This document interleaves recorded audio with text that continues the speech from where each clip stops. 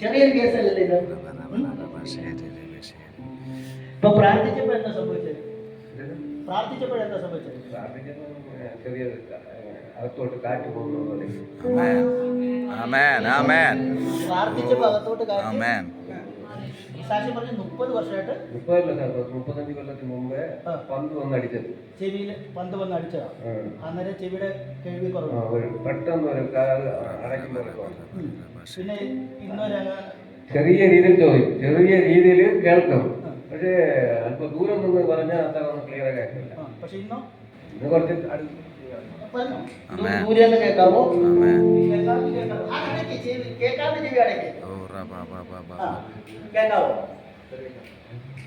നന്നായിട്ട് കേൾക്കാവോ? കേൾക്കാം. 30-35 വർഷം മുമ്പ് പന്തുകൊണ്ട് ചെവി